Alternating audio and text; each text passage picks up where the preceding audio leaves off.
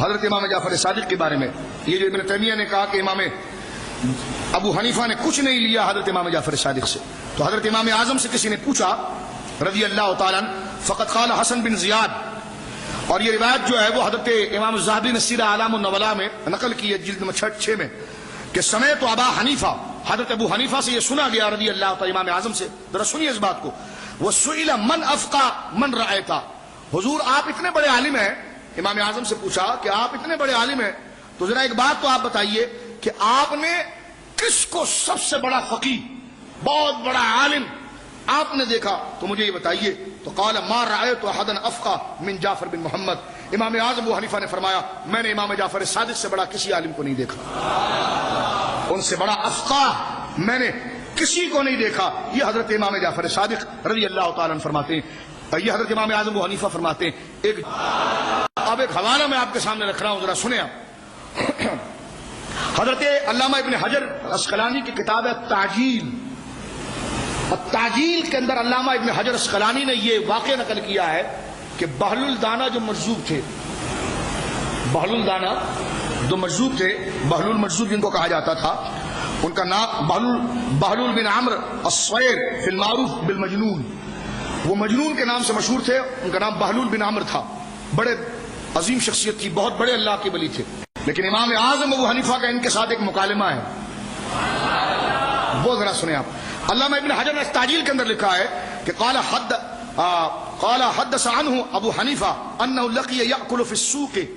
فرمایا کہ ایک دفعہ بہلول دانہ مجنون تھے، وہ گلی میں جا رہے تھے اور کھڑے ہو کر کھانا کھا رہے ہیں اور جا رہے ہیں، یعنی ہاتھ میں روٹی ہے اور کھا رہے ہیں اور چلتے جا رہے ہیں، بازار سے گزر رہے ہیں، کھڑے ہیں کھا رہے ہیں، گلاس پکڑا پانی کھڑے ہو کر پی لیا، پھر چل رہے ہیں، تو مجنون تھے،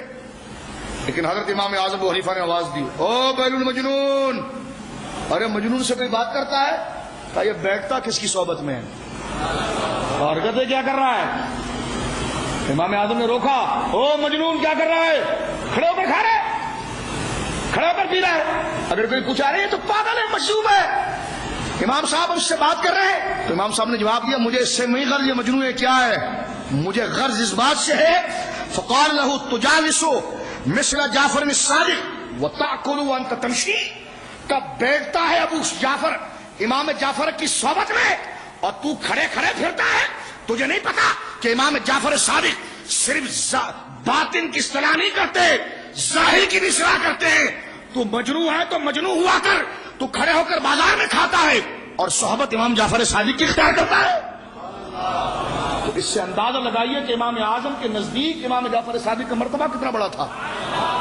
یہ بات تحفہ سنا شریع میں امام صاحب نے بھی لکھی ہے، شاہ عبدالعزیز صاحب نے، اور یہ حوالہ میں آپ کو طبقات حنفیہ سے پیش کر رہا ہوں جو اس کا ماخذ ہے۔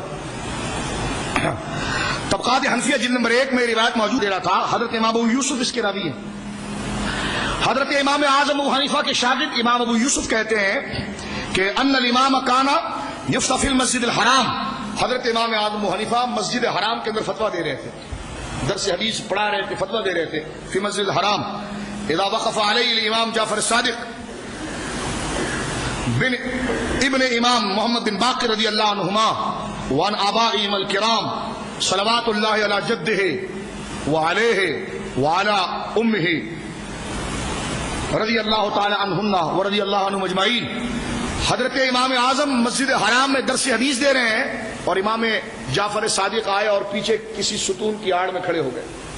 لوگوں کی جب توجہ ادھر ادھر ہوئی تو امام صاحب نے مڑ کر دیکھا تو امام جعفر صادق کھڑے ہیں، امام جعفر صادق کھڑے ہیں، طبیعت پر عشق غالب آیا اور آپ نے حضرت امام جعفر صادق رضی اللہ تعالیٰ عنہ کہا یا ابن رسول اللہ، اے رسول اللہ کے بیٹے صلی اللہ علیہ وسلم، اے حضور کے صاحبزادے، لو علمت اول ما وقفت لما قعدت انت قائم